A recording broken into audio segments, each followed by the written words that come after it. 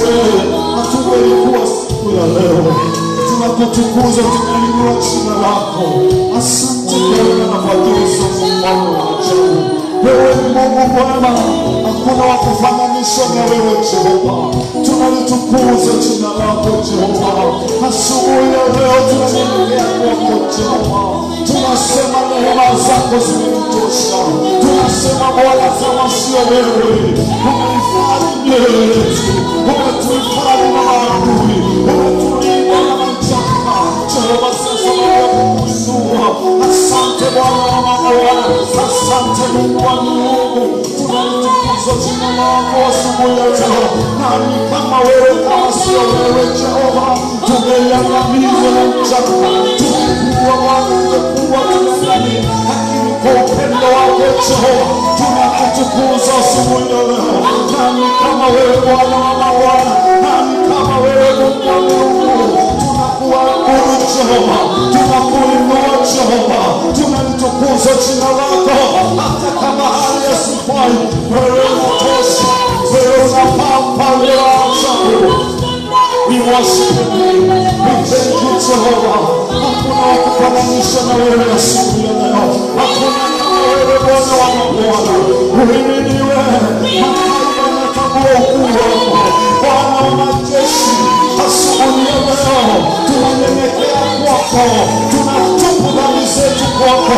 Tunasema Bwana, msamaha wako umetutosha, umetutosha, umetutosha. Damu uliyomwaga msalabani imetutosha, imetutosha, imetutosha. Hakuna kama wewe Jehova, hakuna kama wewe Baba yetu. Pokea sifa na utukufu. We give you praise, our Father. We turn up with the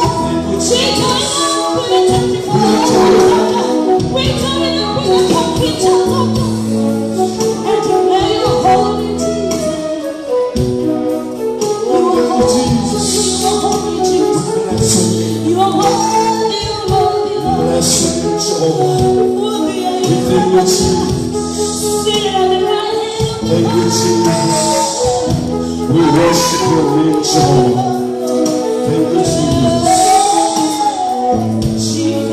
We worship you. We worship you, Jesus. We give you praise, our Father. Thank you, Jesus. Amen. Amen. Amen. Amen.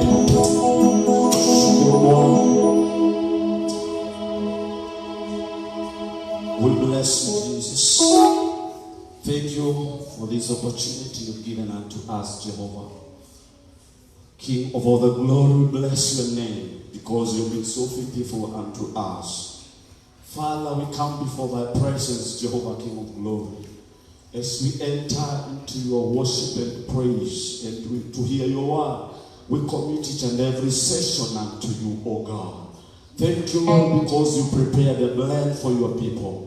Thank you, King of glory, because this day you're ministering to somebody who is passing through situations, through great things, our Father. Thank you, King of glory. We bless your holy name. In Jesus' name we do pray and believe. Amen. Thank you. We welcome each and everyone, wherever you are, wherever you're watching us from, as we enter online, that we may be able to celebrate together with those who are in our homes, wale wako manyumbani. Tunawakaribisha katika hiki kipindi cha kuabudu na kumsifu Mungu wetu, maana anastahili sifa zetu. Maana kubwa ya kutuumba sisi kama wanadamu ni kumwabudu. Alihitaji ibada zetu. Maana kubwa ama kusudi kubwa Mungu kuwakomboa wana wa Israeli kutoka Egypt ni kwa sababu ya kumwabudu. So we thank God because we are entering into this session of worshiping and praising our God. Amen. Shangilie Bwana Yesu kwa makofi. Thank you, Jesus. Tunawakaribisha nyote mahali huko. Celebrate with us. Another moment of singing and worshiping with us. Maana Yesu Mungu ni mwema. Makofi kwa Yesu.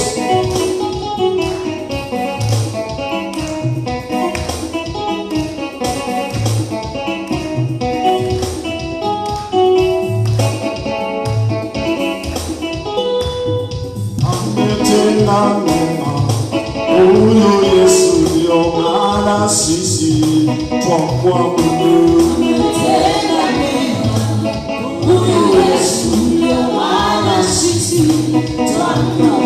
Ametenda mema, Mwana wa Mungu, ndio maana sisi twamtukuza.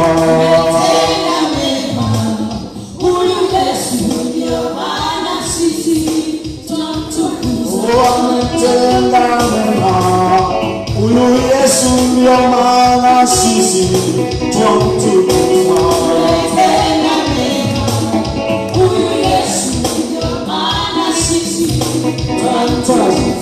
Ametenda mema, Mwana wa Mungu, ndio maana sisi twampa sifa.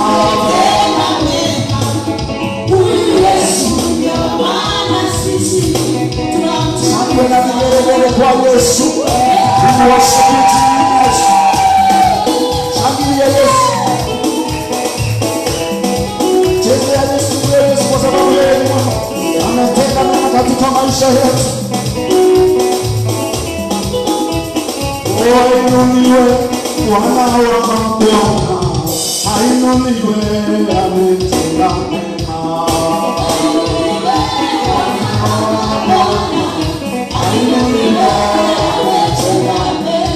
Ainuliwe Mungu wa miungu, ainuliwe, ametenda mema.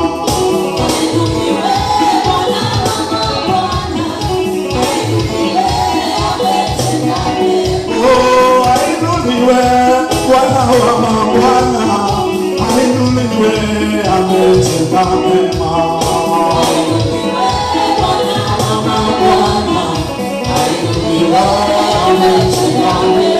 Ainuliwe Mungu wetu leo, ainuliwe, ametenda mema. Ainuliwe Bwana wa mabwana, ainuliwe, ametenda mema. Ametenda mema.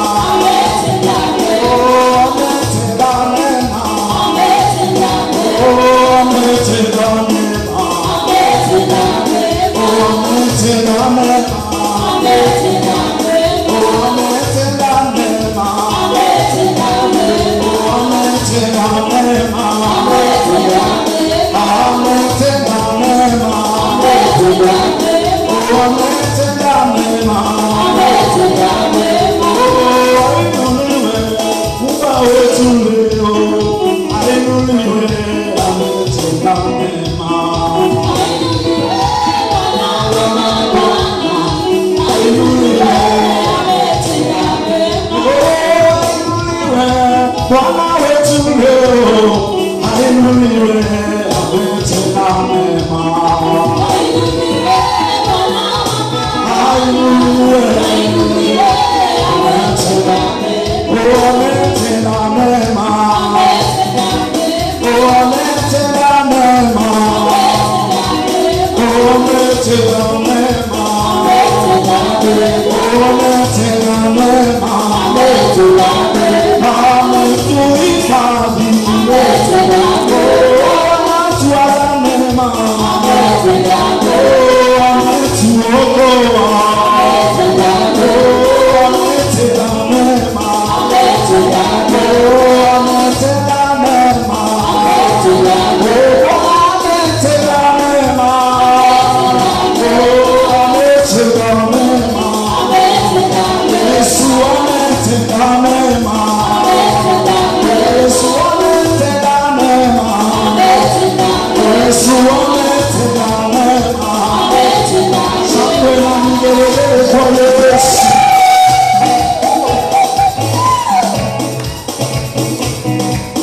Haleluya, shangwe na vigelegele kwa Yesu.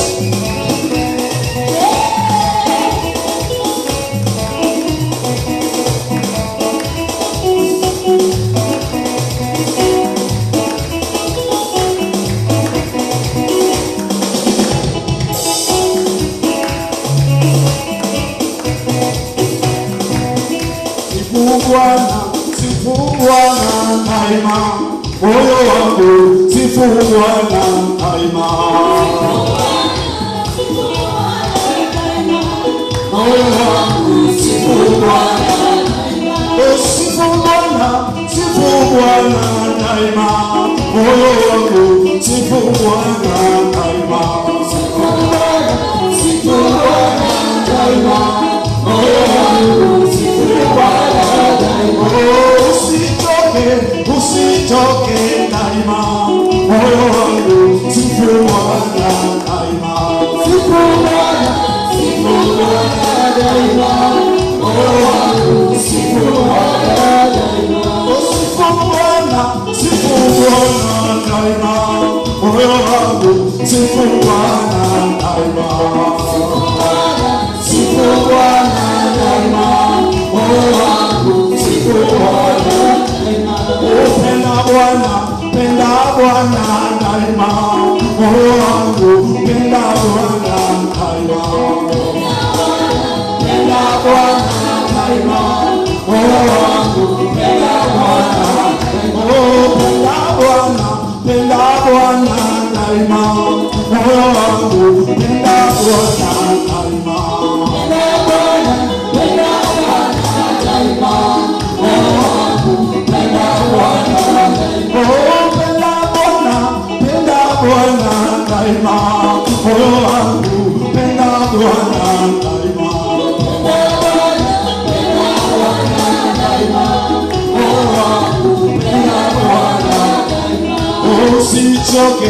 Usichoke daima, moyo wangu usichoke daima.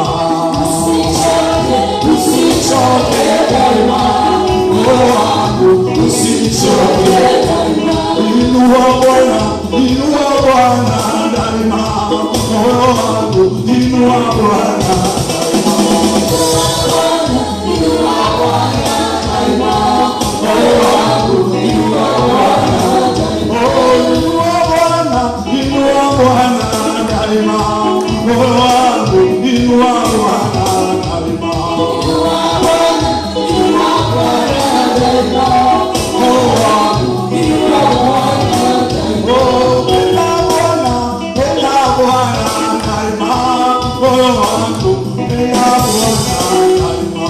Penda Bwana daima, moyo wangu penda Bwana daima. Penda Bwana daima, moyo wangu penda Bwana daima. Penda Bwana daima, moyo wangu penda Bwana daima. Penda Bwana, moyo wangu, penda Bwana, moyo wangu, penda Bwana, moyo wangu, penda Bwana, moyo wangu. Oh, thank you, Jesus. Just like this. Hallelujah.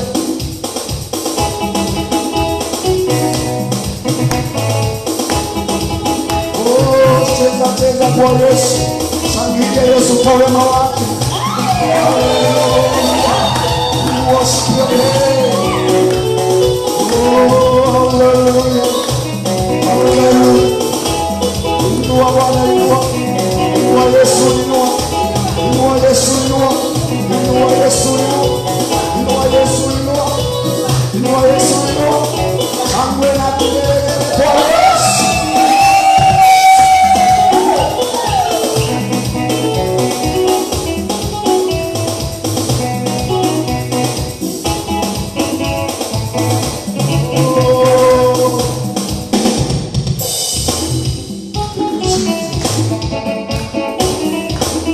Thank you, Jesus.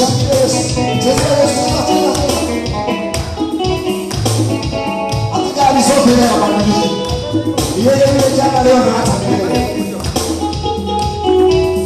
Oh, salama umeniokoa dhambi. Hallelujah. Salama Yesu. Salama umeniokoa dhambi.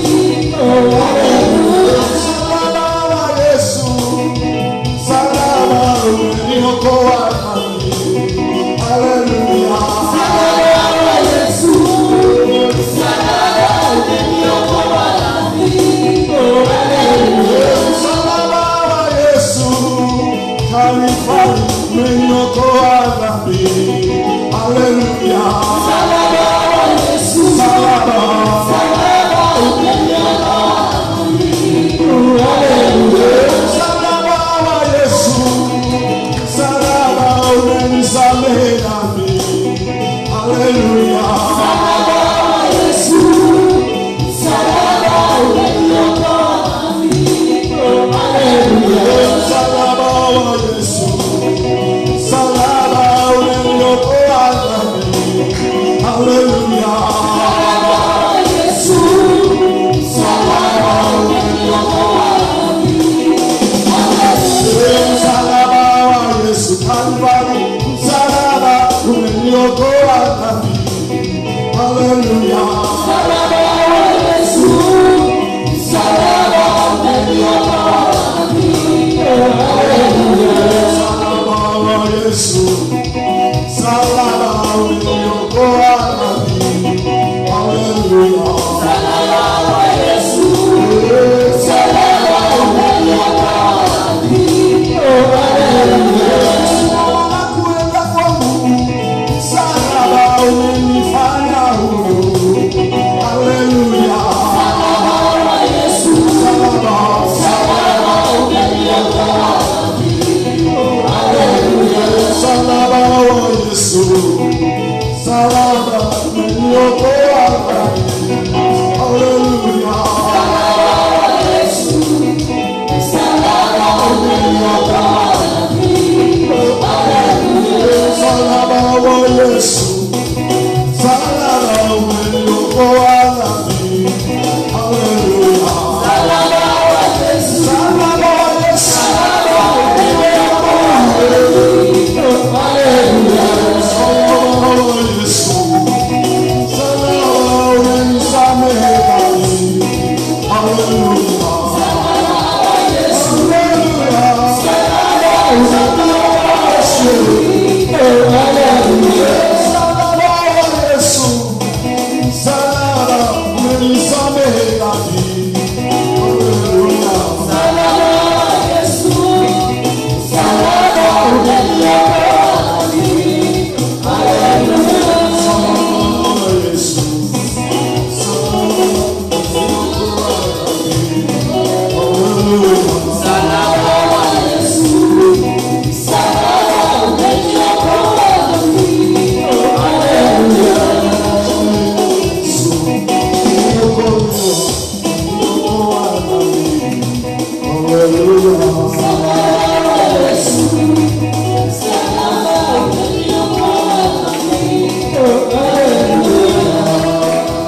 Nataka mshike Mungu wa kinywa chako kama Bwana Bwana kumshukuru yeye aliyetushikilia kwa neema yake, yeye aliyetupigania vita mpaka alitufariji, yeye ametuficha, yeye ametuficha wapendwa. Ni Mungu, ni uwezo wake, ni uwezo wake Baba, uwezo wake ndio utaponya kieto kikatuponya. Oh, hallelujah, thank you Lord. Baba nakushukuru kwa kuinuka Mungu wa rehema, wewe ututendaye mema daima. Jina lako litukuzwe, jina lako lihimidiwe Bwana. Kama si mkono wako juu ya maisha yetu, I don't know where we could be, I don't know what we could have done. God, it is absolutely you God. Ni wewe Bwana wa rehema, ni wewe mwingi wa rehema, ni wewe Bwana, ni wewe Baba yetu. Tukusifu Bwana, tukutukuza, tukushujudu kwa rehema zako na neema katika maisha yetu. Pokea sifa kwa upendo wako, pokea sifa Bwana, pokea sifa Yesu mwema. Haleluya. Thank you Lord. Baba wa rehema na Mungu wetu, tukushukuru asubuhi njema. Asante kwa rehema zako juu ya maisha ya kila mmoja wetu. Asante ya kwamba wiki yote umetulinda, umetuhifadhi, haukuachilia mkono wa ibilisi ufaulu juu yetu. Lakini Bwana, neema zako zimetukalia. Wakati mwingine tumekukasirisha, but your mercy has always been there for us, oh God. This morning we celebrate your mercy, oh God. Thank you, because it is because of your mercies that we shall see even tomorrow and the days to come with the victory. We bless you and we give you praise in Jesus' name. We pray, trusting and believing in.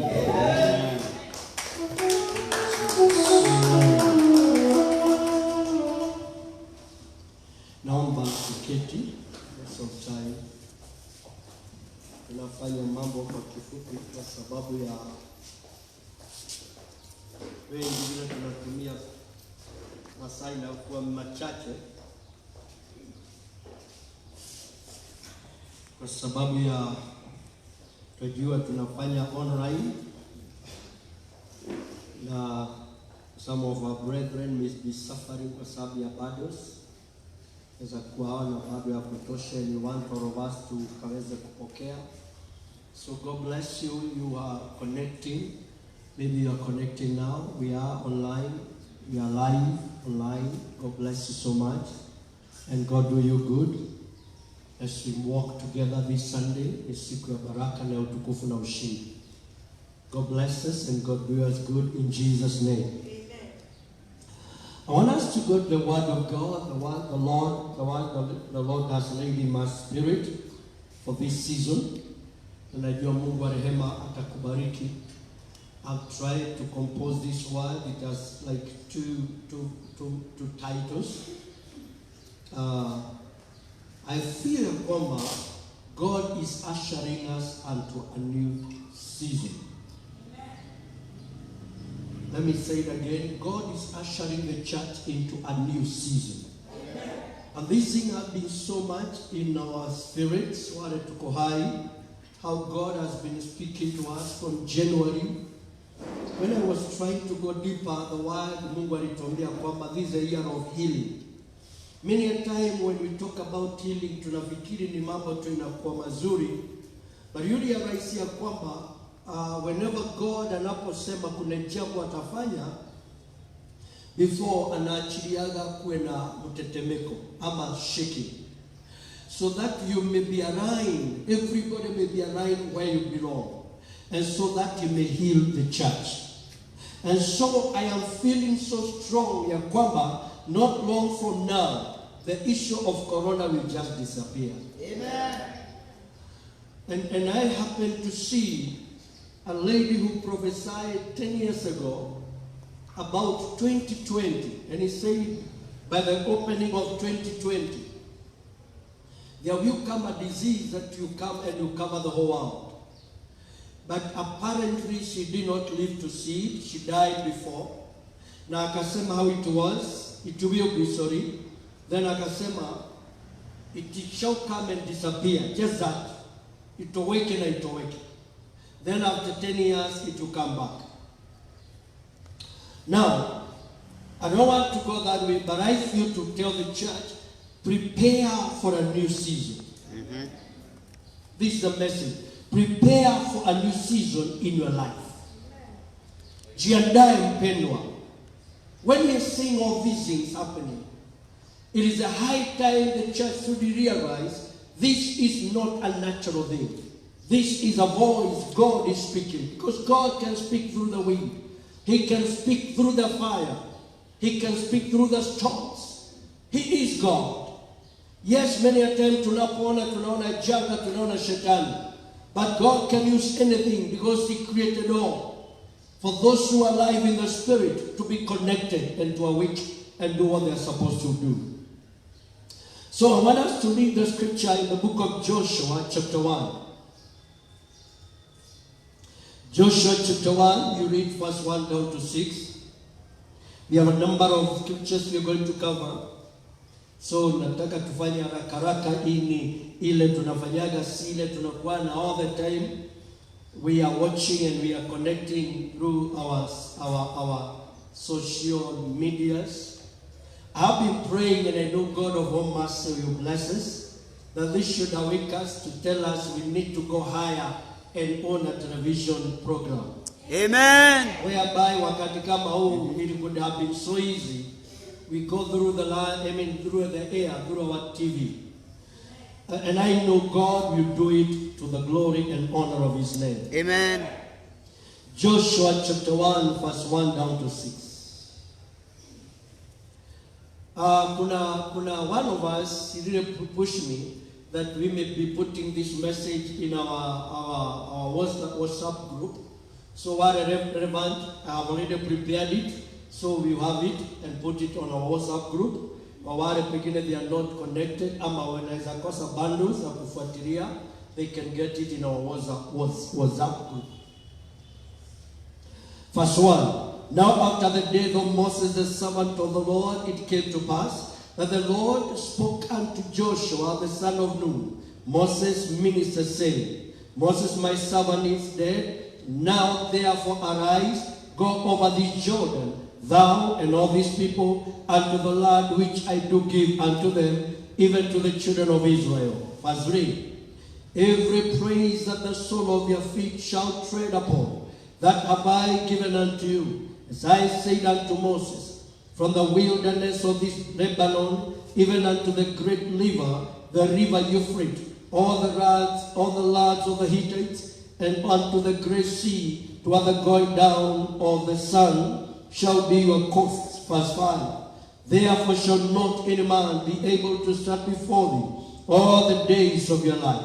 As I was with Moses, so I will be with you. I will not fail you nor forsake thee. Verse number 6, very powerful. Be strong and of good courage, for unto these people shalt thou divide for an inheritance the land which I swear unto their fathers to give them. May the Holy Ghost give us to understand the word in Jesus' name. Amen. Now, very quickly, let's just get a foundation or a background of the same. Mungu anamtuma Musa katika nchi ya Egypt. Anamwambia, go and deliver my people. Wale Mungu nilijitengenezea. Wale niliita Abrahamu na kutoka kwake nika raise a generation. Wapendwa, listen this. God, whatever is started, He's committed to finish it. I say it again, chochote Mungu anaanzisha, anakuwaga amejitoa kukikamilisha. The Bible says after that time they went to the land of Egypt, and for 400 years wakakaa katika nchi ya Egypt, and nothing seems to be working for their favor. But I thank God, because God is a God of an appointed time. Then akamwambia Musa, go and deliver my people. Na Musa akaenda akawakomboa. We know the whole happening. Akawatoka katika nchi ya Misri, akiwapeleka katika nchi ya Canaan. But apparently they stuck in the wilderness. Remember, the promise was not wilderness. Wilderness opened and put them in, and they stuck there. I feel to tell the church, the Christ who promised the church that if you walk in the glory it is supposed to walk in, He's still alive. Amen. He's still watching over the church. Things can happen. Lukewarmness can enter. But I want to tell you, the big idea was not to give for the church to become a lukewarm. Lukewarm can be another wilderness. But I thank God, because God has a better agenda for the church, to the glory and honor of His holy name.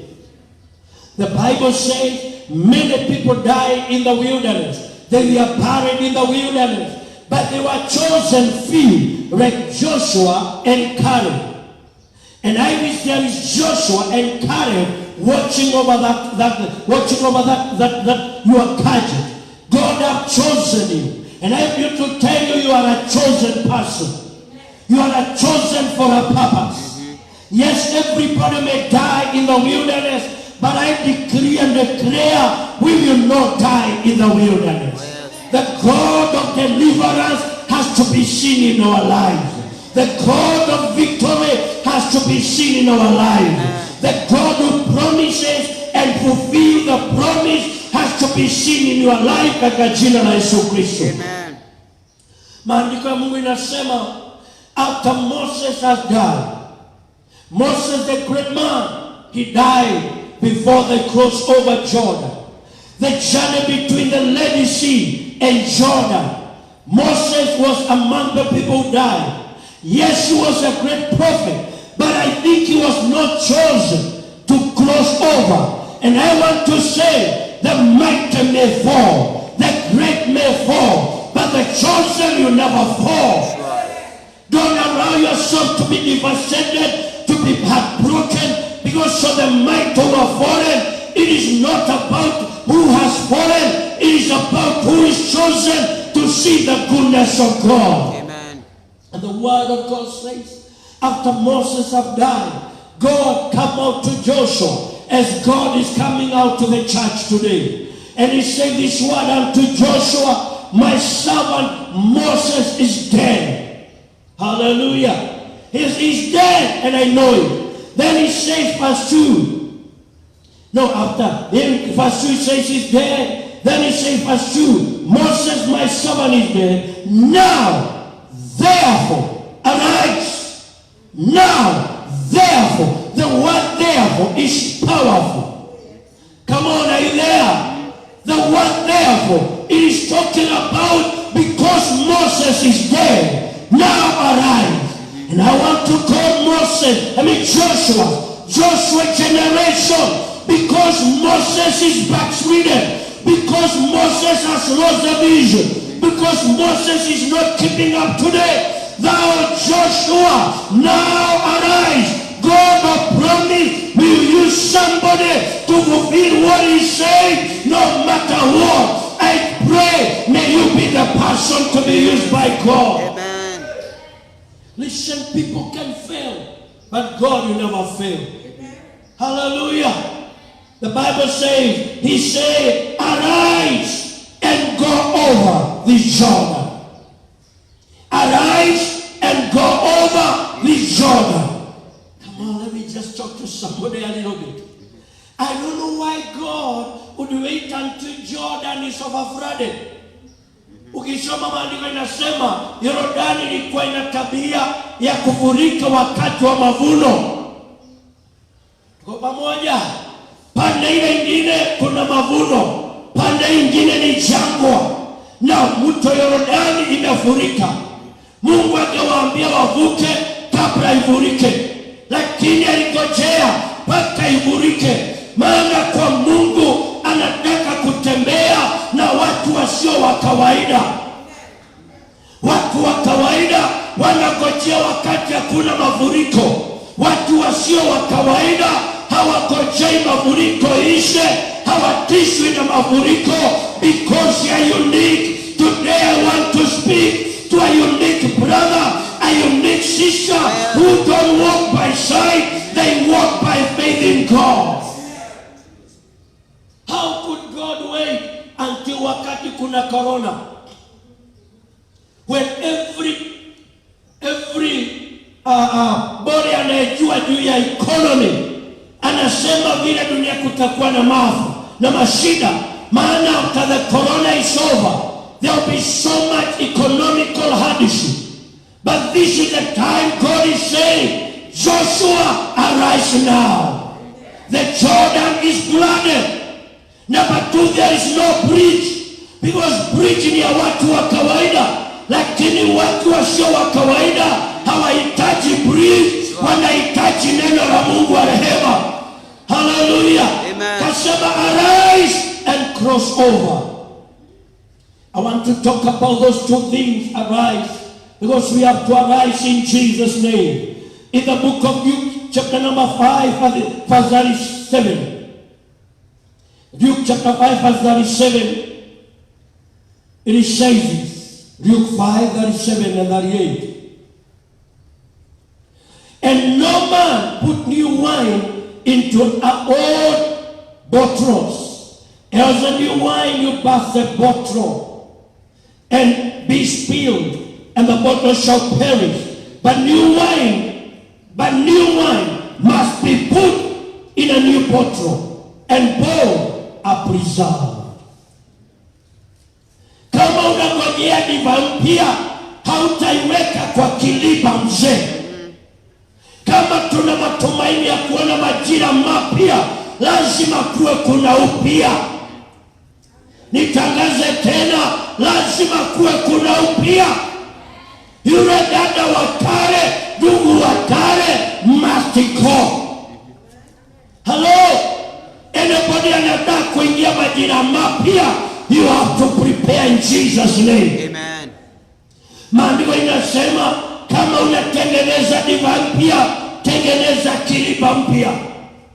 Wapendwa, kile kitatufanya tuingie majira mapya ni upako mpya wa Roho Mtakatifu. Ni lazima tulewe na divai mpya. Kanisa la Yesu anatamani kumwaga divai mpya. Mawazo ya kale lazima yaondoke. Mambo ya kale lazima yaondoke. We have to prepare for a new wine in the name of Jesus Christ. Hallelujah. Arise and go over. Number one, for you to arise. But before we go to number one, Isaiah chapter number 60 verse 1 and 2. Isaiah chapter 60 verse 1 and 2. We have read this scripture again and again. And I know it's the scripture of the season. Ni maneno la majira haya. Look at what it says. Inasema, arise, shine, have total, for thy light is come, and the glory of the Lord is risen upon you. Wapendwa, I don't understand when the Bible is saying that the glory of God is risen upon you. Now ulilala njaa. Are you with me? You're watching there. The glory of God is risen upon you, but you don't have money. The glory of God is risen upon you, pengine umefungiwa nyumba. But you know something? Mungu tunayetumikia hatishwi na hali ya kiasi. Ni wewe uamke uanze kuona utukufu wa Mungu. But this is the word. Arise, shine. What does that tell you? You never shine if you don't arise. Let me say that again. You never shine if you don't arise. Arise inatokana na shining inatokana na kuinuka. Usipoinuka hautang'aa. Naomba mpendwa, usikubali failure za jana sikuonyesha utashindwa. Anza kujiandaa kusema, yes, I am full of weaknesses, I'm full of failure, but I serve a God who knows not defeat. Kuna watu wengi tuna historia ya mambo machungu yametufuata. Mpaka ukiangalia, you can doubt yourself. Thank God, maana tunatumikia Mungu. Hata miaka iliyopita hakutumia watu walio mashujaa kulingana na mwili. Wengine alitumia walikuwa wamejaa kasoro, walikuwa wamejaa kutoweza, lakini Mungu hakuzuiwa na hiyo. Aliwatumia wakiwa vile walivyo, maana Mungu hatumii wale wana uwezo wa mwili, anatumia na wale roho zao ziko sawa sawa. Hallelujah. Anakuja kwa Jeremiah anamwambia, hey, I don't want to speak. Mungu anamwambia, before I formed you. Anakuja kwa Musa anamwambia, I'm not worthy, I can't start Pharaoh, I am a stammerer. Mungu anasema, ni mimi nilikupa hivyo ukiwa stammerer.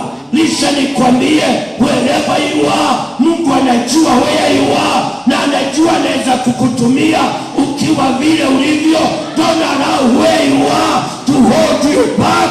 Shake out the dark, arise and declare, I am the chosen for this season. Oh, yes. Hallelujah.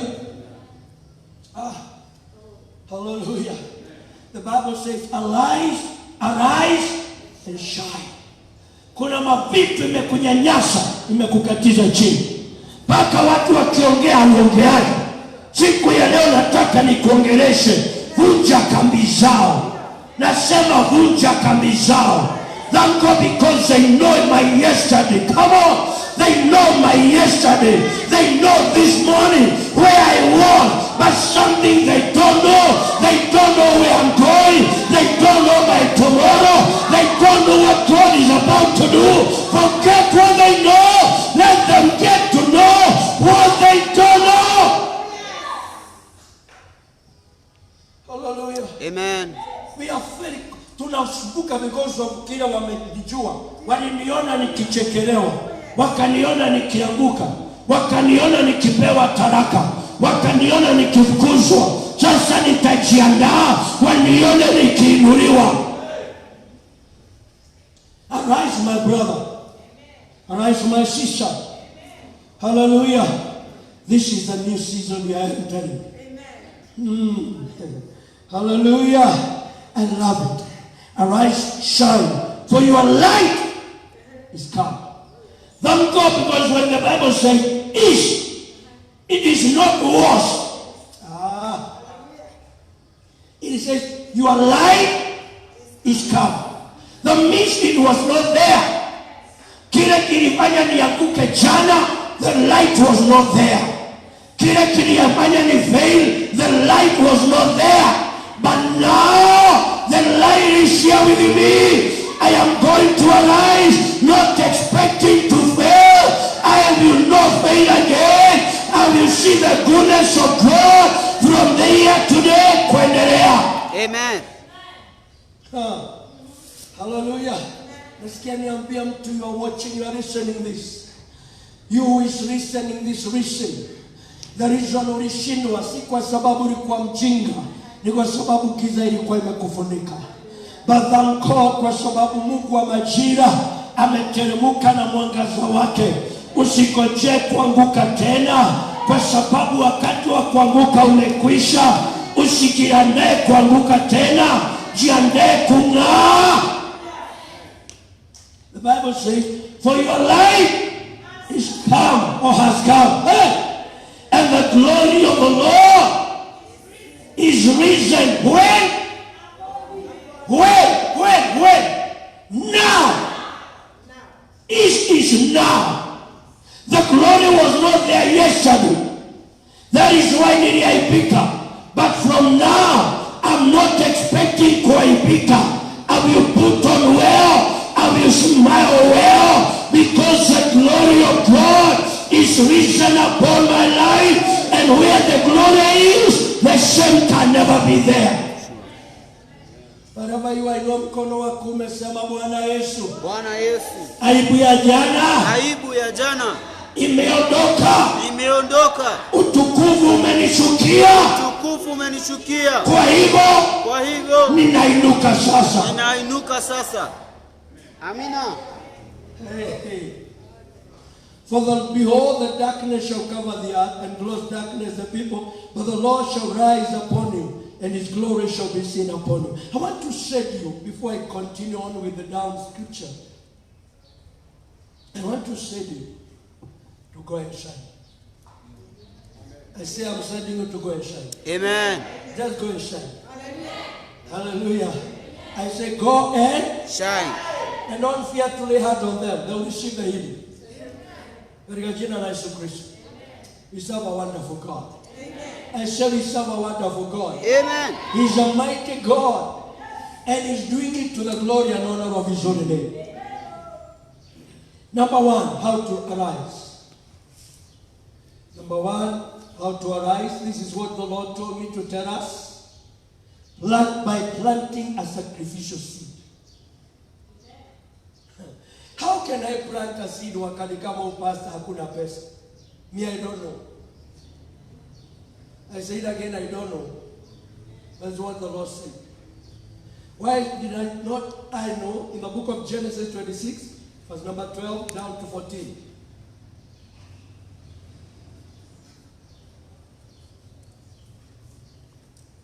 Genesis 26, verse 12. I hope you are there. Then Isaac sowed in that land and received in the same year 100-fold. And the Lord blessed it. And the man waxed great and went forward and grew until became very great. For he had possession of flocks and possession of heath and possession and stores and great stores of summer. Great stores. I don't understand. Kumbe kuna mastores za wafanyikazi. And the Philistine had failed. Now listen this. Wale wamesoma Biblia zenu mnajua hivi. Kulikuwa na kiangazi na kukawa na njaa.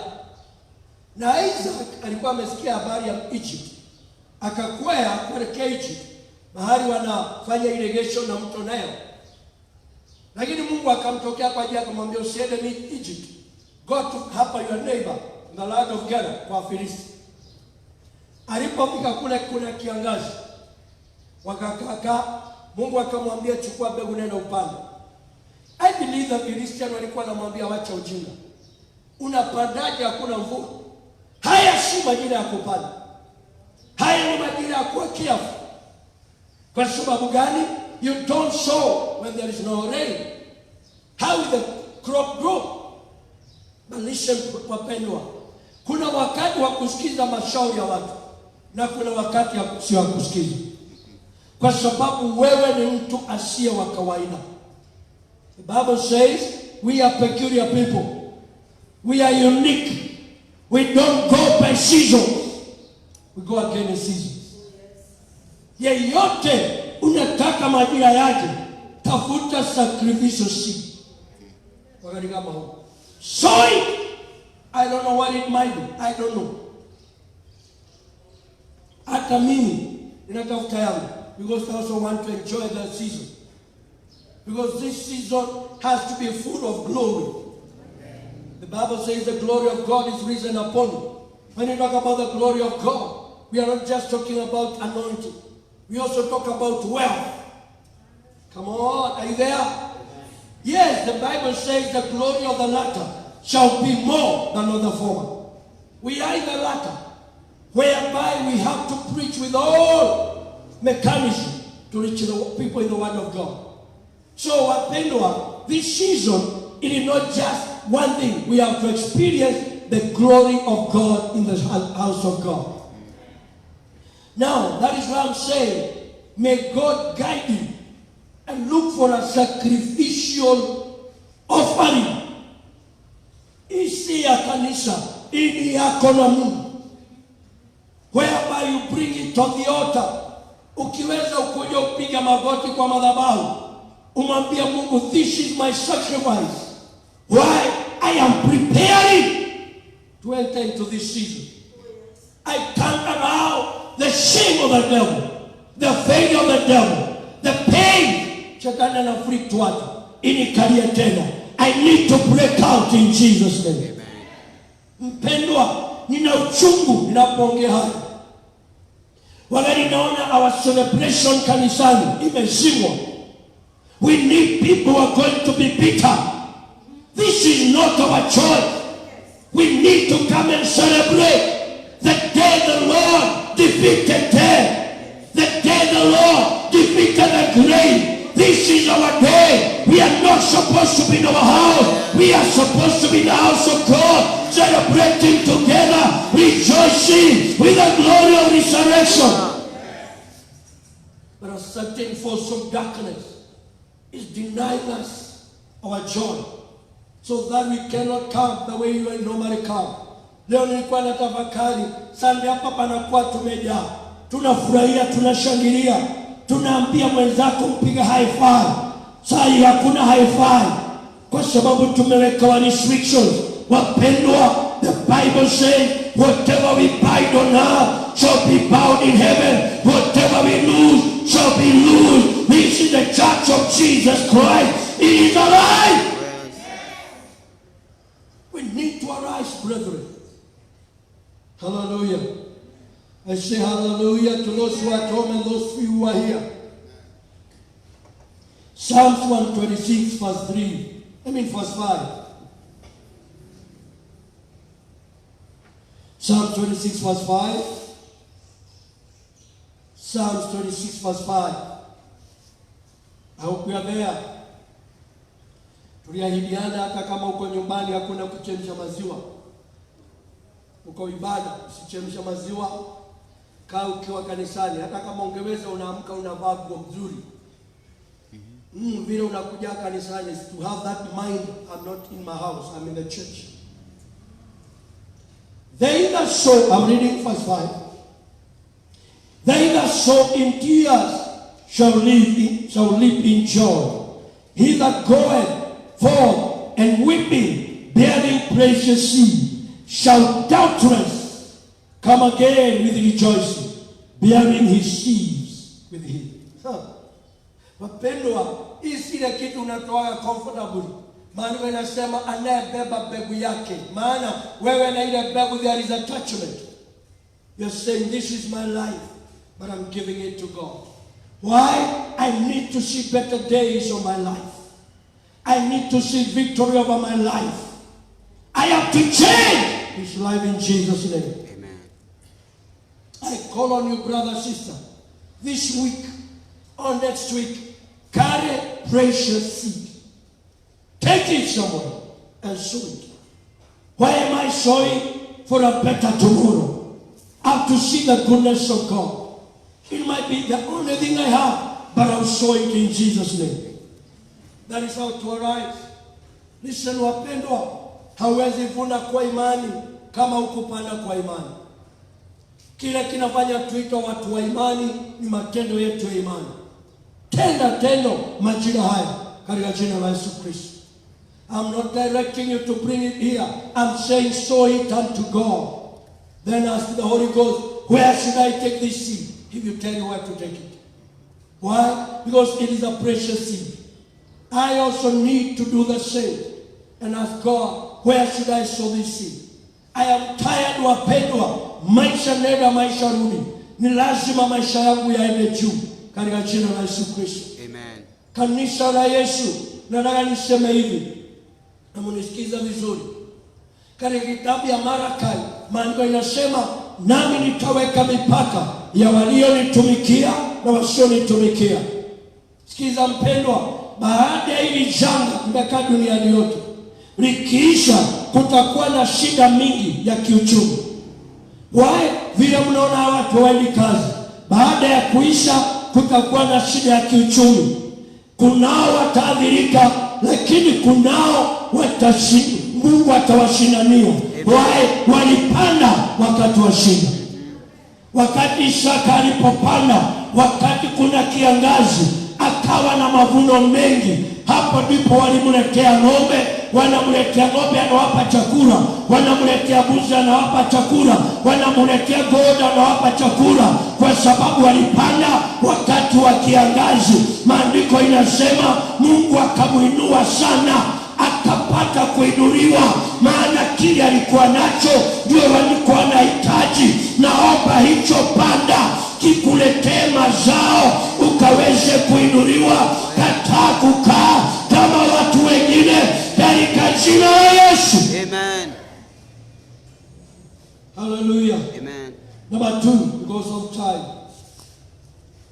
Number 2. Meona number 1, you have to give a sacrifice seed. Number 2, pray and fast. Haya si majira tu ya kukula na kunywa. We need another voice of God saying, tell my people to prepare themselves by praying and fasting. What does prayer and fasting do? The prayer and fasting awaken the spiritual man. Tuwako wa kiroho anafunguka, anaanza kuona mambo yale Mungu anataka aone. Mtu wa kimwili anakuwa hana nguvu, unamkiisha kwa neno la Mungu wa rehema. Kiza mpendwa mtoto wa Mungu, may God connect us to start awakening in prayer and fasting. Jiandae, andaa mtu wako wa kiroho. It is not how much money utakuwa nazo that determine, but it is how strong spiritually you will be. That is very key. So I pray Mungu akakupe neema ya kuinuka kiroho. In the book of Mark chapter number 9, verse 29. Mark 9:29.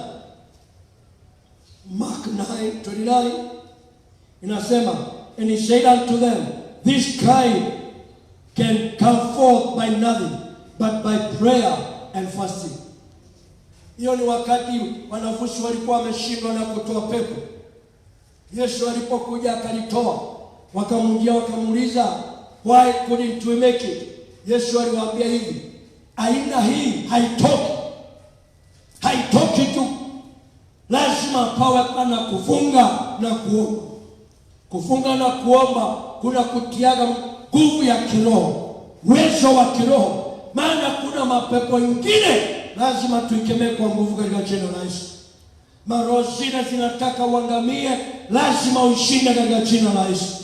Whatever imekuwa ikikunasa na kukutiisha chini katika majira ama kipindi ama the season imepita, may God not allow it to cross over to the new season in Jesus' name. Amen. That life yapata potea lazima ishindwe katika jina la Yesu. So that is why prayer and fasting is very key as you are preparing to enter into the new generation. Kuomba na kufunga, maana hii itakuwa ya watu wasio wa kawaida. So I call on you this week, next week, pick on a day, pick 2 days, pick 3 days. Just say, today I'm not going to take breakfast, I will not take lunch, I will not take supper, I'll stand before God. That time, read the word, stay in the word. What are you doing? You are energizing your spiritual man. Na hiyo ndio itakusaidia. Chochote kilikuwa kinakushinda, utakishinda wakati huu. When the world is busy doing other things, may the church be busy kujitia nguvu na makali. Kwa sababu baada ya hii, hakuna pepo litakuweza. Hakuna roho itakuweza. Hallelujah.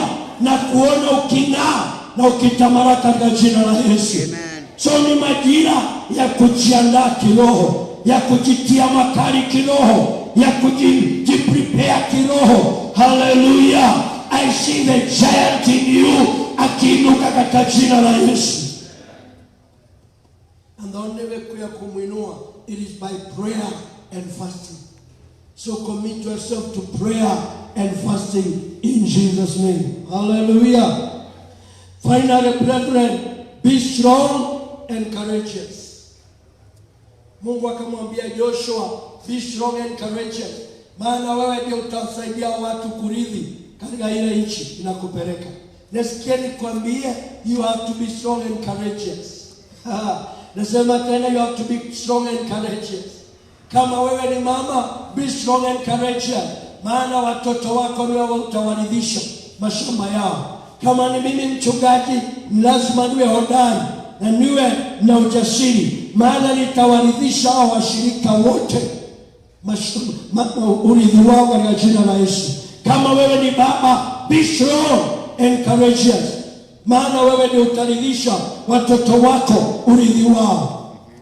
Ndugu zangu wapendwa, kuna urithi Mungu ametuwekea, na kila kinatufanya tukaweze kupokea ili tukiwa strong and courageous. Strong and courageous. Hallelujah. Tuwe strong and courageous. Now, let me just explain something very quickly because of time. Kuna tofauti ya kuwa strong na kuwa powerful. There are people who are powerful but they are not strong. Kuwa strong ni kwa ya kwamba you don't give up easily.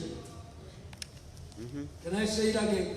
Kuwa strong ni kwa ya kwamba you don't give up easily. There are so many people, they give up so easily. They have no ability to keep on until inatokea. Mungu tunayetumikia hatupatupadi vitu hivi.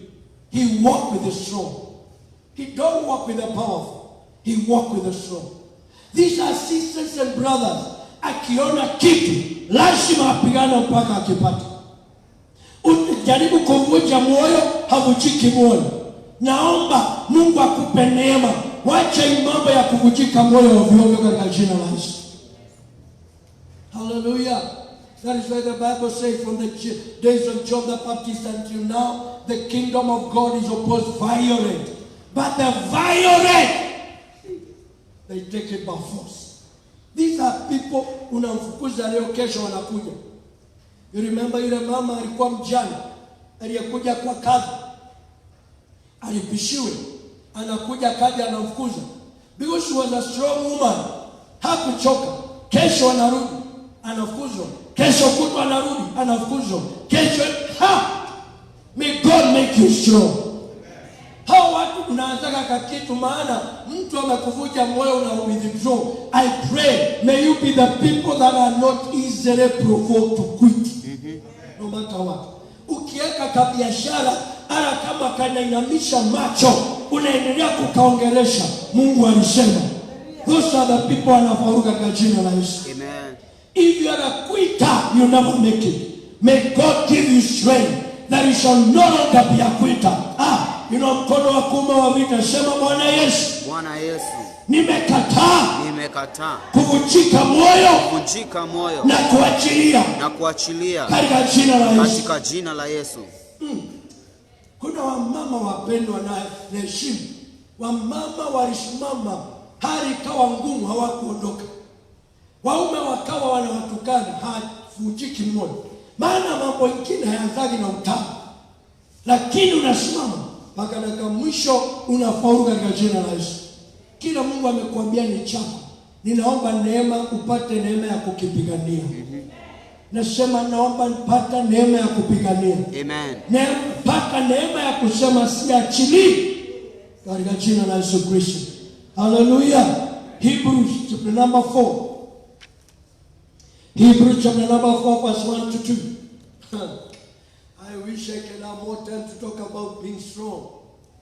Sisters, be strong. I say again, sisters, be strong. Ukiona wale shosho wamezeka kwa boma na waume wao wakiwa ni wazee kule, si hakukuwa na shida, but they were very strong. You couldn't withdraw. Hawangetoka, walisimama mpaka wakaona mwisho wa maisha yao. Strength is the ability that gives you ability to fight for what belongs to you. That is why maandiko inasema a righteous man fought. Come on, fought. Think about that. Anagongwa, anaanguka. Anasimama tena, anagongwa, anaanguka. Anagongwa, anaanguka 7 times. Lakini mara ya shamba Mungu anawapea ushindi. The 7th time. Why they never quit? Wengi tunagongwa mara ya kwanza, ya pili unatoroka. Nimekataa roho ya kutoroka. Katika jina la Yesu. Hebrews 4 verse 1 to 2. Let us therefore fear, lest a promise being left us of entering into his rest, any of you should seem to come short of it. For unto us, listen this, for unto us was the gospel preached as well as unto them. But the word preached did not profit them, nor being mixed with faith in them that had it. Wale walikuwa jangwani. Maandiko yanasema walifundishwa, walihubiriwa neno hili tunahubiriwa leo. Lakini haikuwa faida. Maana hawakuchanganya na imani. Wapendwa, mtu asiye strong hawezi changanya na imani. Maana kile kilifanya Abrahamu achukue mwanae Isaka akamtoe mlimani ina Mount Horeb ni kwa sababu he was strong. Alikuwa na nguvu, alikuwa mwenye uwezo. God works with the strong. You have to be strong. Maana inasema waliposikia walivunjika mioyo rahisi. Hawakuchanganya neno na imani. Na kuchanganya wewe wa madhabahu haya, usikubali kukaa maskini, mtu asiye na maana. Si kwa sababu ya masomo yetu, ni neno tunayepewa ndio linatuvunjia ngome, ndio linatushindania. Lazima tutashinda. Amen. Na usikubali kuambiwa ni mchawi ama ni roho. Mtu aliroga, Yesu aliroga, lakini tunaye upako wa kuvunja urogi yao. Wa kuvunja mapepo yao katika jina la Yesu. That is what I'm saying. Gospel revival center Githurai. Let's prepare for a new season in Jesus' name. Hallelujah. But this will come when we take the word and mix it by faith. Listen this, wapendwa. Wakati Yesu alipomwambia Petero kule baharini wakiwa usiku, merikebu inapigwa na dhoruba, akawaambia kama kabla Petero aje. Maandiko inasema dhoruba imeinuka na anamwambia Petero kuja tembea juu ya maji. Petro has to be very strong. Hii ni dhoruba wapendwa. Maya ni maji na unatoka kwa merikebu. You need to be strong. Anachanganya neno kama na imani. Huyu ni Yesu anayeniita. Ndugu yangu na yenu, anayetuongelesha si mwanadamu, ni Mungu. Na kama amesema ni majira mapya, sitatembea kwa kuona, nitatembea kwa imani. mpaka nione kile amesema. Changanya neno na imani. Haleluya. Nasema changanya neno na imani katika jina la Yesu Kristo. Hali ya kawaida anakuambia chunga, majira ni mabaya, lakini hali ya imani nasema with God all things are possible. Hallelujah. Finally, brethren, finally, ya mwisho kabisa, the book of Psalms 82. Psalms 82. This scripture nilisoma jana usiku, mpaka nikaomba nikariria Mungu anihurumie na atuhurumie. Psalms 82. In a good time, read from a Bible, you can understand the whole psalm. Usome hata kama ni lugha ile unaelewa ya mama. Usome pole pole that Psalms 82. But because of time, you read only two verse 6 and 7. Again, in a good time, let us usome. I don't have time to explain, but I can just explain kidogo. Ili wakati unalisoma, just look at me. Mara mko nyumbani, don't leave now, just look at me. Nieleze kidogo. Ukisoma verse 1 inasema, God is sitting or is seated in the congregation of gods. Mungu ameketi katikati ya miungu akihukumu. Then hapo chini anaongea yale mambo, anakemea. Anakemea nani? Miungu. Ndiye anakemea. Why? Kwa sababu ya yale mambo wamefanya. Hawa miungu ni nani? Yesu alilipita akasema, is it not written in your scriptures, you are gods? Wapendwa, miungu ni watoto wa Mungu. And that's the church. They are the people who are not like the world. They walk above. That is why in the book of Daniel, Maarifa inasema, it's only God who can have those revelations, because they don't dwell among men. I don't have time to explain that. It's more deeper than that. But you have to understand, you are a son of God. Let me say it again, you are a son of God. Amen. And so you are counted in that category of gods. Oh, hallelujah. Hallelujah.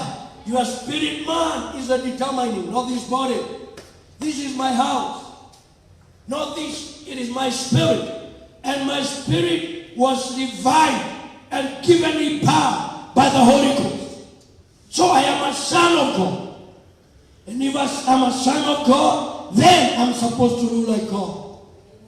Now look at what it says, verse number 6.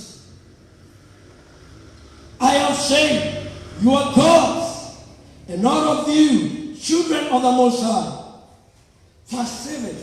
But you shall die like men, and fall like one of the priests. Why will you die like men? It is because you have failed your responsibility. Bwana Yesu asifiwe. Amen. Tuko pamoja? Why will you die like men? It is because you have failed to arise to your position. That's why you die like men. But I'm decreeing and declaring, I will not die like a man. I shall not die like a man. I have to live like God and operate like God. And one time, I come out of this body. Paul alikataa kufa kama mtu. What does it mean? The Bible says Paul alikataa kuuawa na mawe. Walimpiga mawe, anaondoka anaendelea na mission. Wanampiga viboko, anaondoka anaendelea na mission. Until wakati alipomaliza kazi, akasema, I have kept my faith, I've fought a good fight, I've finished the race, now I want to come out of the body. Wapendwa, may they die careless. May you never die careless in Jesus' name. Amen. And that is why I call you to arise to your position in Jesus' name. Inua mkono wako wa kuume, sema, Bwana Yesu. Bwana Yesu, nimekataa kufa kama mtu wa kawaida. Kufa kama mtu wa kawaida. Mimi si wa kawaida. Mimi si wa kawaida. Mimi si wa kawaida. Mimi si wa kawaida. Sema tena, mimi si wa kawaida. Mimi si wa kawaida. Ndio ninatangaza leo. Ndio natangaza leo. Nitainuka. Nitainuka. Nitabadilisha maisha yangu. Nitabadilisha maisha yangu. Nitatembea na mwelekeo mpya. Nitatembea na mwelekeo mpya. Kama mtoto wa Mungu. Mungu. kama mtoto wa Mungu. In Jesus' name. In Jesus' name. Amen. Don't die like a mere man. I say don't live like a mere man. In generation, in the season tunaingia, don't live like a mere man. Don't die like a mere man. Live like a son of God. Wherever unaenda, lazima wajue Yesu ametembea. Niseme tena, kuanzia sasa mahali unaenda, let them know Yesu alikuwa area. Ukiingia mahali, let them know Yesu alikuwa ametutembelea. Don't live in your house kama mtu wa kawaida. The Bible say, I say you are gods. Is there any gods around? Yes. In that house, is there any God?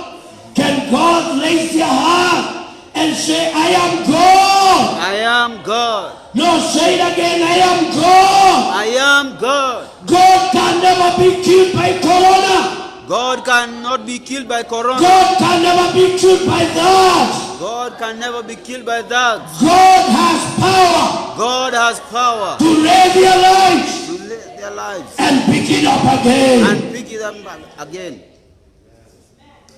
These are gods. I love some of the gods who have been in this world. One of the gods I know alikuwa dunia hii, alikuwa anaitwa Reinhard Bonnke. Reinhard Bonnke akafanya mission zake Afrika na kwingineo. Alipomaliza kazi akaritaya, akazungusha yule assistant wake, akamchunguza, akamintroduce. Akasema the man is taking over because I've finished the work. Baada ya masiku machache baadaye akaita familia yake, akawaambia I finished what I was called, came to do it on earth, so can I beg you go ahead. In other words, no sickness is killing me. No accident is killing me. I am laying my life. Why? I finished the course. You are God. I say you are God. Come on. I say you are God. Amen. Usife ovyo ovyo katika jina la Yesu Kristo. Hallelujah. Na mkono tena sema I'm God. I'm God. Say it with a loud voice wherever you are. I am God. I am God. And I will shine. And I will shine My God. like God. Oh, hallelujah. Gods are like kings. When the king anapoondoka, the son anakalia kiti. We are gods. Hallelujah. I say we are gods. That's why corona can never catch you. Yes, it is good to take care, put on a mask. But let me tell you, mask will not protect you. Washing hands, wash your hands because it is hygienic.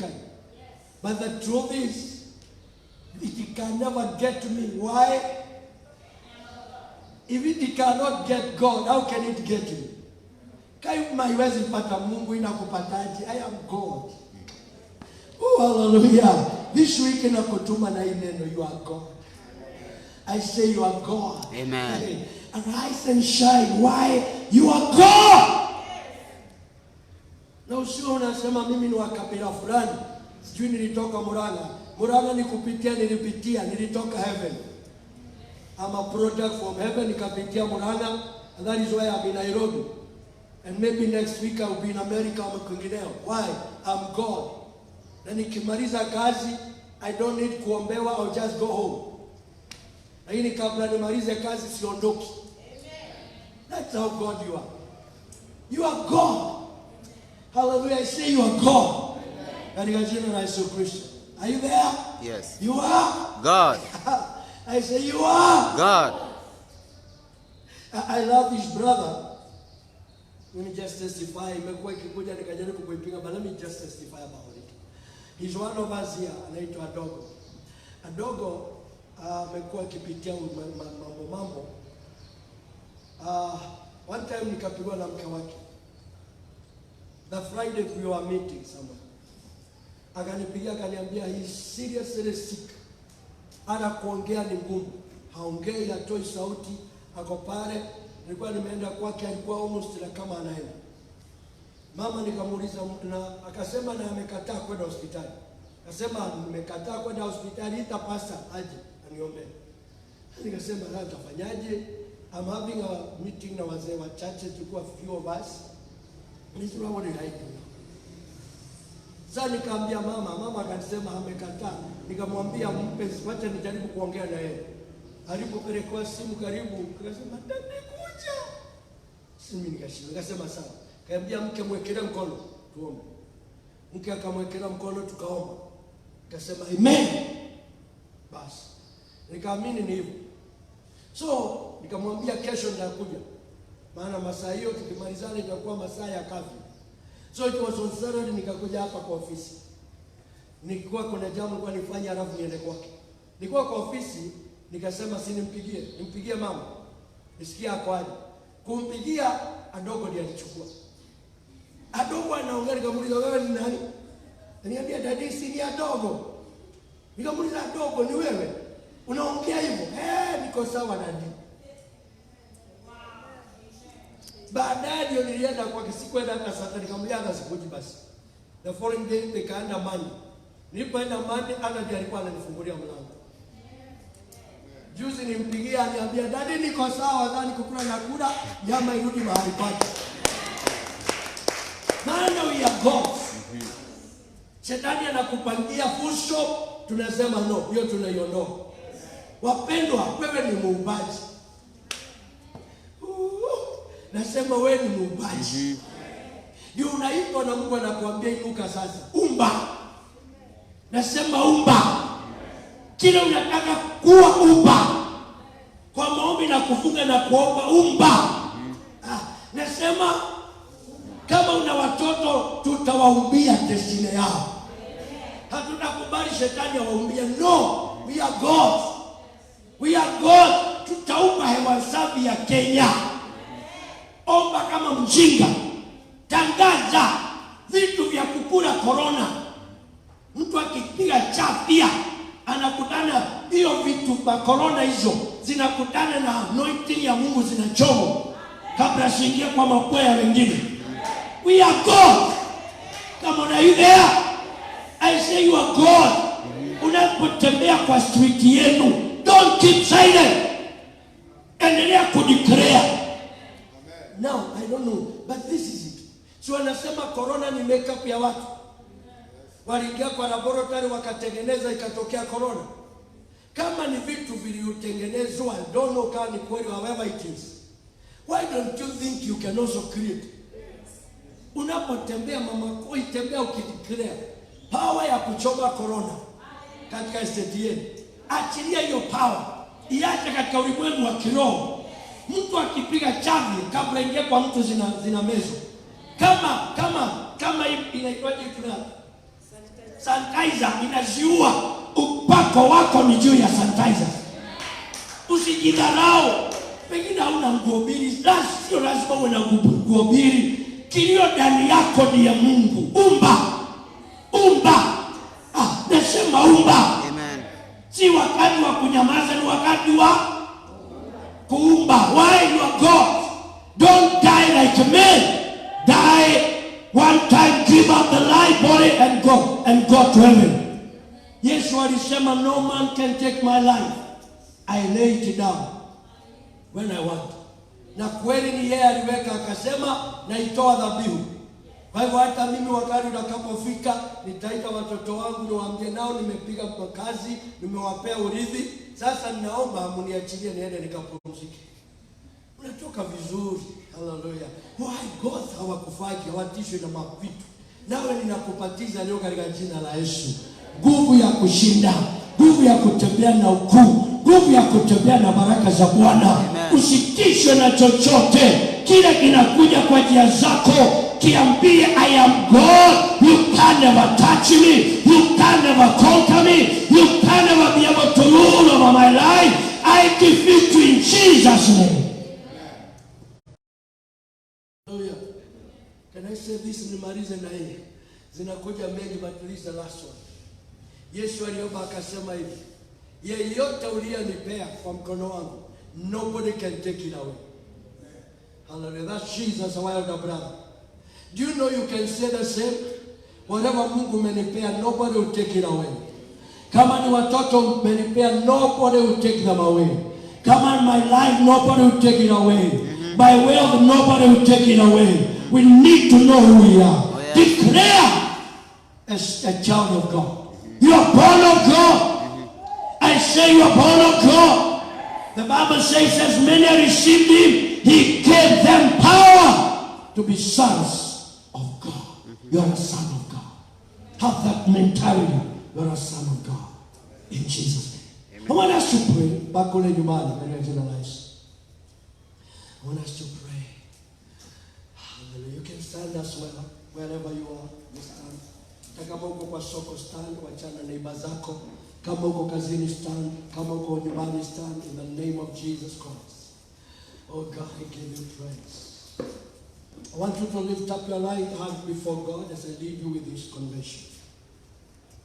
Say, Lord Jesus. Lord Jesus. You have brought me this far. You have brought me this far. Because you knew. Because you knew. I have a purpose to cross over. I have a purpose to cross over. I've seen others die. I've seen others die. I've buried others. I've buried others. But unto me. But unto me. You have brought me this far. You have brought me this far. Every Jordan. Every Jordan. I will cross it. I'll cross it. I will cross over you. I'll cross over you. I will not be carried by you. I'll not be carried by No you. matter how violent you No are. matter how violent you are. I will cross over. I'll cross over. I am entering to my season. I am entering to my In season. the name of Jesus In the Christ. name of Jesus Christ. Thank you, Lord. Thank you, Lord. You trusted me. You trusted me When others were dying. when others are When dying. others were backsliding. When others were backsliding. You trusted me. You trusted me. You gave me grace You gave me grace to hold on to hold on to this far. to this far. And now And now you have told me you have told me to arise. to arise. I lift up my right hand. I lift up my right hand As I declare, as I declare, I will arise. I will And arise I will cross over. and I will cross over And I will possess and I will possess my possession. my position. I will not fear. I will not fear. I will not be discouraged. I will not be discouraged. I'll be strong I'll be strong and encouraged. and courage. Because because you use me. Because you used me, You will use me you will use me to become a to blessing become a blessing to many. to many. In Jesus' name. In Jesus' name. Thank you, Father, Thank you, Father, because you have done it. because you have done it. In Jesus' In name, Jesus' name, I pray and believe. I pray and believe. Amen. Amen. Thank you, Father, because of your goodness and mercies. Thank you because of your faithfulness. Then because of your word that has reached your people. As everyone takes responsibility, may you be glorified. Oh, yes. May you give us the ability to sow the seed and start in prayer and fasting. Thank you, Father, because of the new season. Help us to glorify you in this season. Lord God, as we pray for Kenya and the entire world, Lord of our grace, may this pandemic be stopped by your power. May it be destroyed by your anointing. May it be defeated by the Spirit of God, by the blood of Jesus Christ.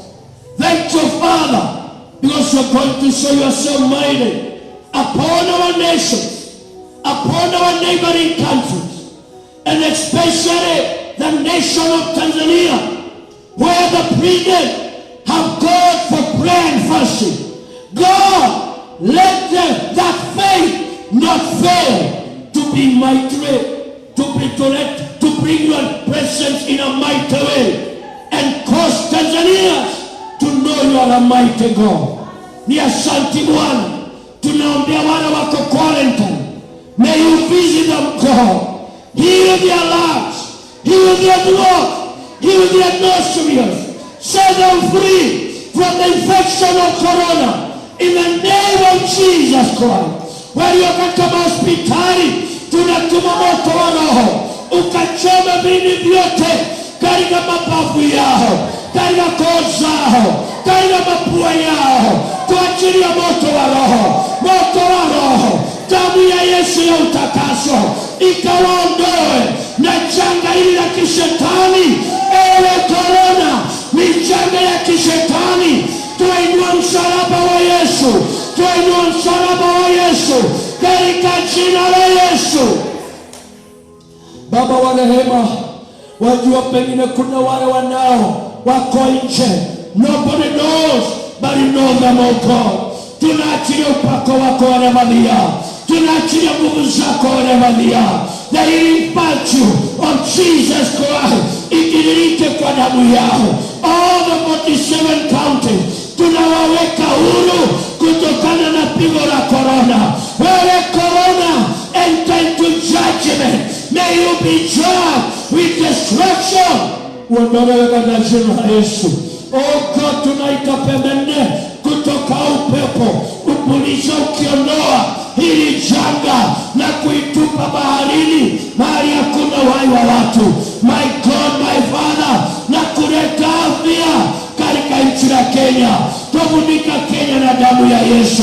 Tufunika Kenya na damu ya Yesu. Madaktari wetu waliojitolea kazi nzito, tunafunika na damu ya Yesu. Askari wale wanalinda, wanajitolea Bwana, tufunika na damu ya Yesu. Tutangaza ulinzi wako katika nchi letu katika jina la Yesu. Glorify your name. Glorify your name in Kenya.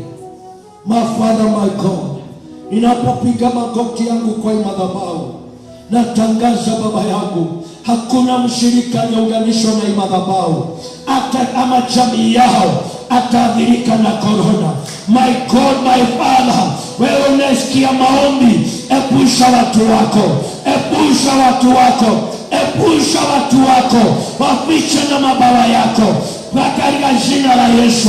Mungu wa rehema, majira haya tukutani, wengine wanaweza kujika mioyo, wakalegea nyuma, wakachoka kukugojea.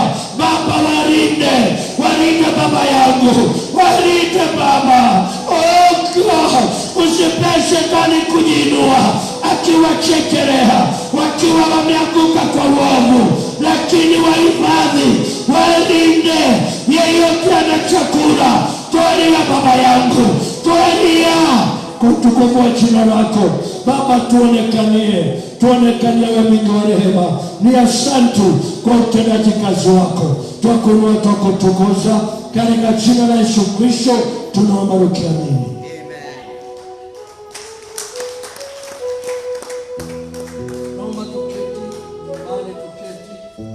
Tunapojiandaa kutoa matoleo yetu, pengine uko nyumbani na hujaokoka, pengine uko nyumbani na hujaokoka, nataka nikaweze kukuelekesha kwa imani na kuelekesha katika maombi ya kutubu katika jina la Yesu. Uko pale nyumbani, Yesu anakupenda, makazini ama wherever you are, Yesu anakupenda, angetaka kukuokoa ili kuamini katika jina la Yesu. Nataka tuombe pamoja. Wewe uliye hujaokoka, nataka urudie hiyo ombi, sema: Bwana Yesu, nimejua wewe ni Mungu wangu, wewe ni Bwana wangu. Nimeishi maisha ya dhambi, nimetenda maovu, na kuomba leo nisamehe dhambi zangu na maovu yangu. Nitakase kwa damu yako Yesu. Ondoa jina langu kutoka kwa kitabu ya hukumu, andika jina langu katika kitabu ya uzima. Nipe neema na uwezo wa kuishi maisha matakatifu. Nakupenda Yesu. Katika jina la Yesu nimeomba nikiamini.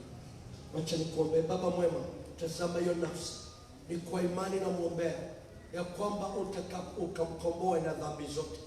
Pengine wengine walikuwa wamerudi nyuma, ama mwingine alikuwa anaishi maisha ya dhambi. Mfikie mkono wako mahali yako, uone majuto anayopitia.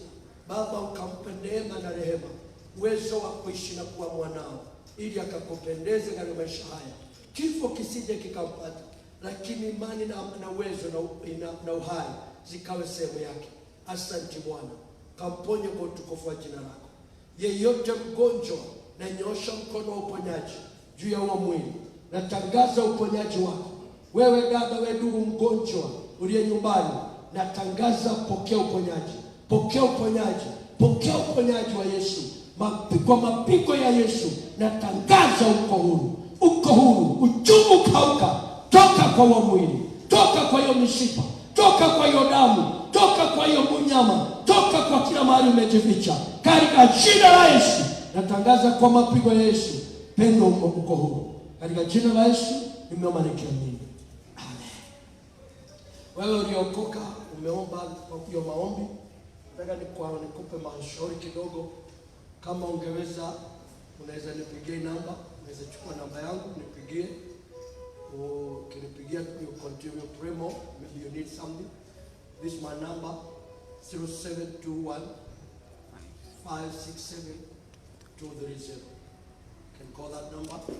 I'll direct where you are. If you are in Githurai, if you are not in Githurai, wherever you are, tafuta kanisa nzuri, connect yourself, go to that church, and God will master bless you. And God be good. But call me so that I can know you and we keep in prayer. In Jesus' name. Tukaweza kutoa, want to give our offerings. Wale tuko nyumbani, our tithes. Tithe is a covenant seed. You don't give, you honor God with it. So wherever you are, I want to give you that number, the number that you can do it online. I mean, through M-Pesa. Our account number, you are giving through account number. This account number 00140 2000 That is Kingdom Circle account.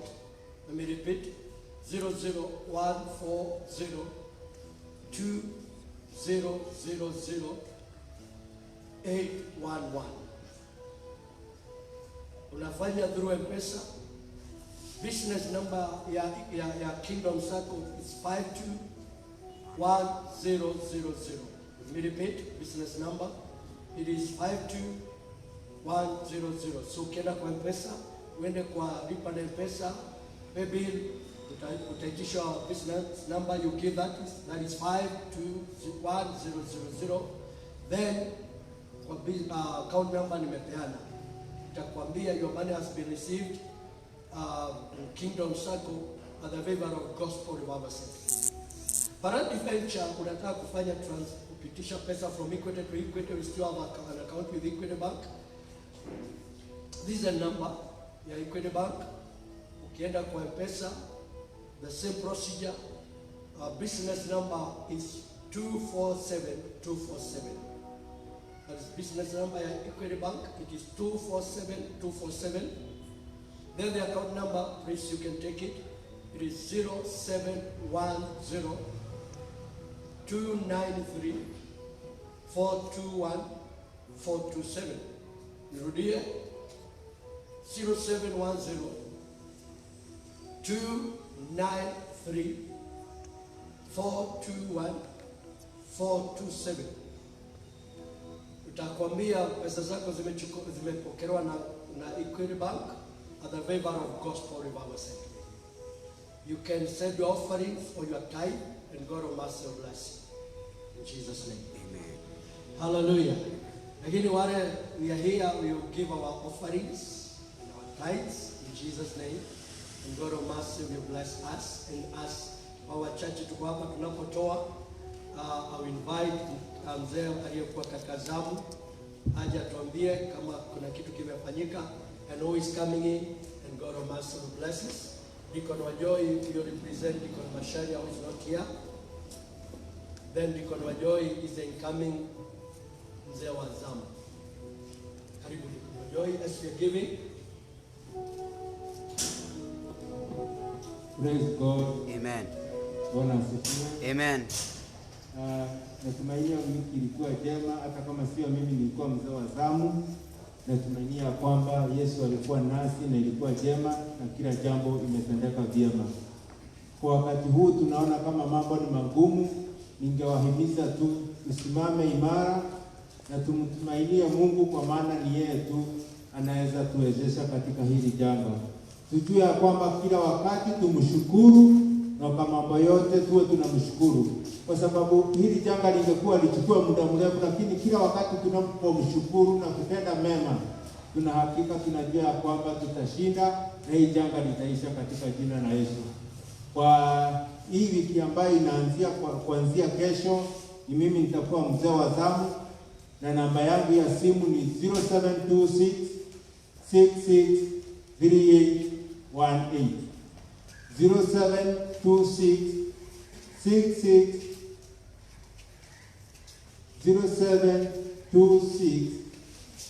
663818, ambapo utakuwa na jambo lolote tunaweza omba pamoja, ama ni kushukuru, tutashukuru pamoja. Kama ni jambo uko nalo, tutaomba pamoja, na ninaamini utakuwa umesaidika katika jina la Mungu. Mbarikiwa sana na muwe na wiki njema katika jina la Yesu. Amen.